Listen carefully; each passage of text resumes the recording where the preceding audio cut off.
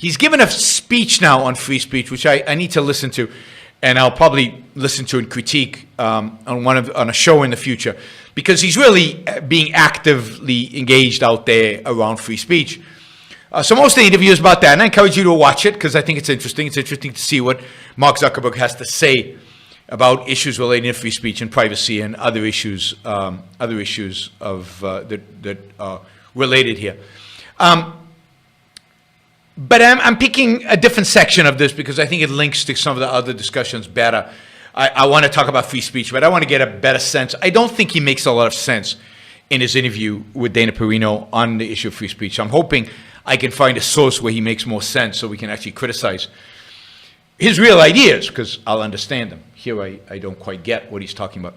So what I want to hear is, you'll see, she's asking about what he thinks about being a billionaire and what he thinks about Bernie Sanders' claim that there shouldn't be any billionaires. So we're going to watch this, and I'll comment as we go along, as I usually do. So let me move that over there.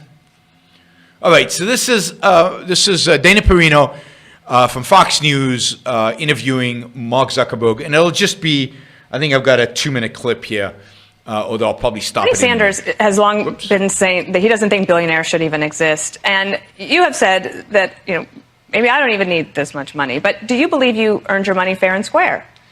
So, simple question. Do you believe you earned your money fair and square? Right? Should have a pretty simple, straightforward answer. Listen to Mark. By the way, is the volume on the video good? Is it too high? Is it too low? I don't know if there's anybody out there who can answer my question in real time, but let me know if the volume's off.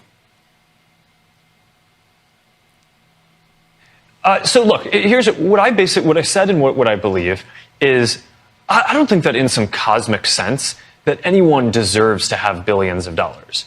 So what does that mean?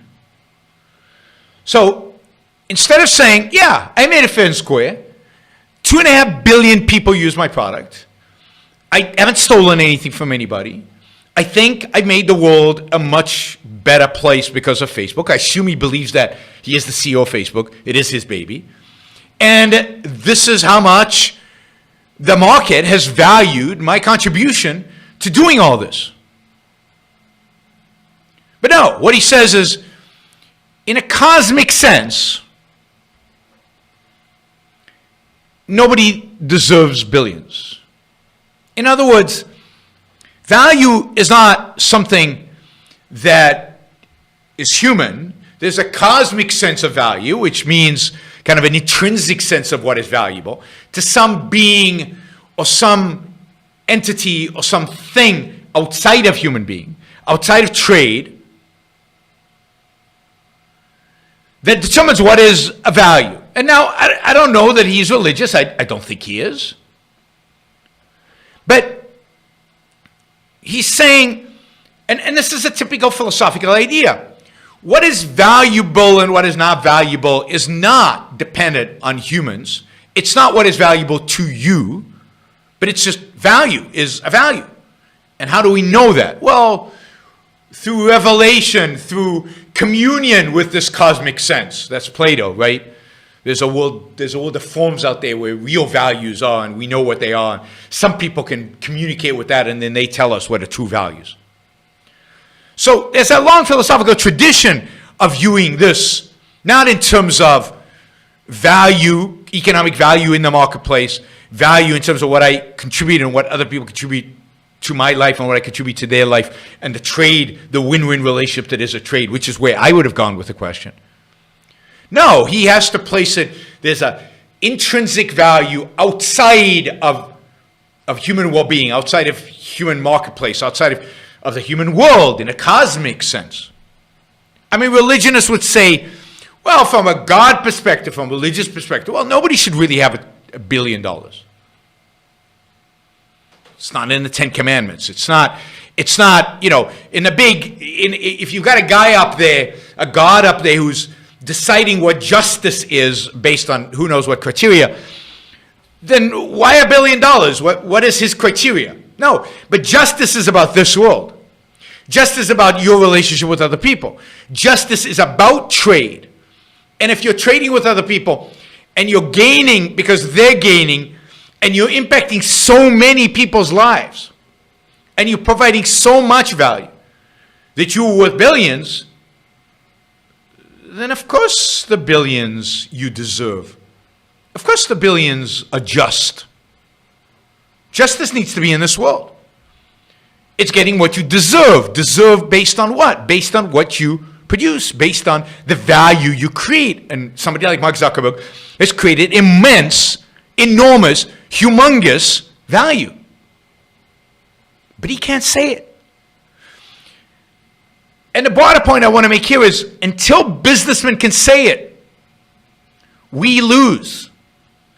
Until we have a group of businessmen who are unapologetically say, yeah, absolutely I made my money fairly. Absolutely I've earned my money. Absolutely it's just that I have $1 billion. Because, here's why. Here are the reasons.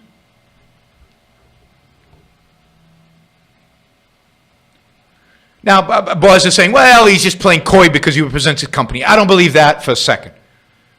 And if you read his letter where he founded his charity, where he gives away 99% of his wealth, if you read the letter he wrote to his daughter when that started, if you listen to other things that he said and done, he's just a part of the culture. He's not an objectivist. He's not philosophical. He doesn't have a philosophical defense of his wealth. And that's what we're missing until we have business leaders who have a philosophical defense of their wealth, who understand where wealth comes from, who understand what wealth is, who understand what value is. What does he care about? I mean, is anybody going to stop using Facebook because Mark Zuckerberg just declared that he deserves his wealth? No. It has no impact on his business. And indeed, all he does by playing politics is undercut his business because it makes him fodder for politicians and it makes it possible for people to play on his guilt. Which you see all the time when he goes to testify before Congress. All right, so in a cosmic sense, he doesn't deserve it. A lot of people who do really good things. A lot of people do really good things, like, I don't know, Mother Teresa. She didn't make billions. I wonder why. Maybe she didn't do good things to the same extent that you did good things, Mark. Maybe some realms where people do good things are valued less by the marketplace, valued less, in other words, by other people. Why apologize? And help a lot of other people. And the standard is helping other people? No. The standard is trading with other people. The standard is creating value for other people. The standard is the recognition that that value is being created. That's what justice entails, not helping other people. Helping other people is not the standard. But you'll see that's exactly where he's going to go to. He's going to go to his charity. He's going to go talk about charity because that's what is associated with justice. That's what is associated with goodness. That's what is associated with morality. You get well compensated for that. But I mean, at some level, that's really a lot of wealth. Now, it's not necessarily that I agree with some of the policy prescriptions that... That's good. He doesn't agree with the policy that some of these folks are putting forward. I mean, some people think that, okay, well, the issue or the way to deal with this accumulation of wealth is let's just have the government take it all, and now the government can basically decide, all of the medical research that gets done, or all of the, and I personally believe, I spend. So he's saying, and this is a good point. I give him credit for saying this, because a lot of people won't say this. He's saying, look, the solution that people present to this. I mean, I'm interested in what his solution would be, although he never presents it. I think his solution is, I'll give it all to charity because I feel guilty about it, right? But what he's saying is that the solution that everybody has, like Bernie Sanders, is to tax the money away from me and give it to government. And that the government will then spend it on medical research and all these other things. And he's saying, is that the best use of this money? By what standard, by the way? What's the standard he's using when he's asking the question, is this the best use of the money? The standard is society. The standard is collectivism. The standard is other people. The standard is implicit altruism. The standard is the good of society. The standard is Who can benefit society more, me or them? But accepting that the standard is not my well-being, not my happiness, not what I want to do with these resources, not my property rights, not my selfish interests in achieving my personal happiness. No, the standard is, can I deploy the money better for society than the government? And Bill Gates does the same thing. Warren Buffett does the same thing. But at least he points out, government is not very good at allocating resources. Good for him. Bunch of time at our philanthropic initiative, the Chan Zuckerberg initiative that I run with my wife.